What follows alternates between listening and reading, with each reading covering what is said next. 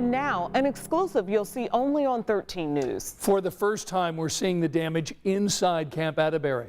The Indiana National Guard base saw widespread damage after it hosted thousands of refugees airlifted out of Afghanistan back in 2021.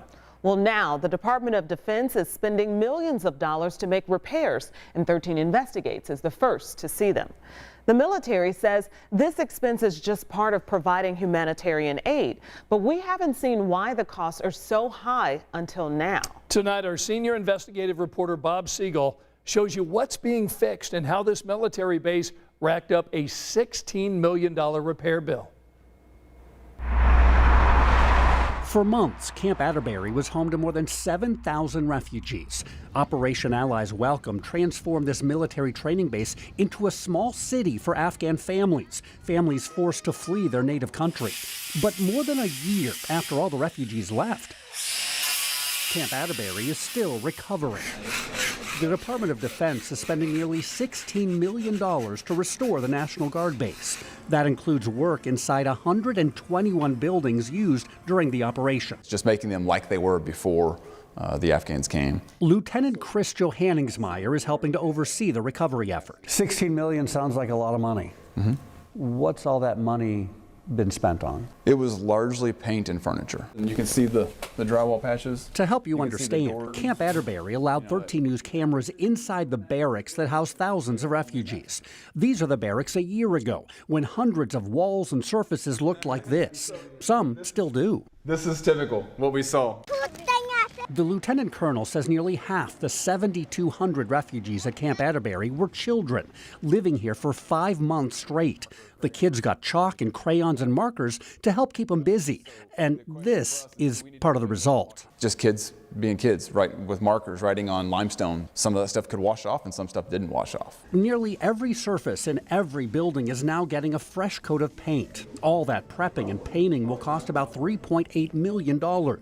Areas that used to look like that now look like this. We replaced all the boards. Replacing items is taking place all over Camp Atterbury to fix broken windows and soffits and insulation damaged by soccer balls and other activities. Many were damaged or hanging from the wall. Crews have also been fixing broken exit signs and electrical and plumbing fixtures. Kids would sometimes put toys down in the urinal.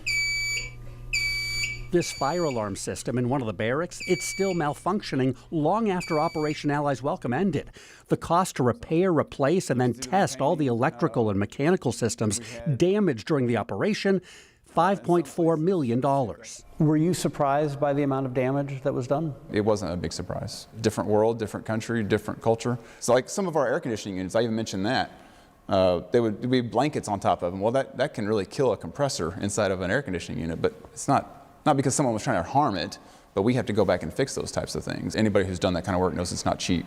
It's also not cheap to replace more than 7,000 mattresses, but that's what Camp Atterbury has done, spending more than $2.2 million after determining mattresses and some other furniture used during the mission were badly worn and no longer usable by National Guard troops. There was no easy repair to it. Another $1.3 million is to repair or replace equipment inside Camp Atterbury's kitchens. Some items like fryers and warmers and walk-in freezers simply got worn out after serving up to 20,000 meals a day for 5 months straight. Other equipment was broken by the people the Department of Defense hired to work in these kitchens during the relief mission. This dishwasher doesn't turn. The belt that you see there doesn't turn because there were contractors here using it that didn't know how to use it.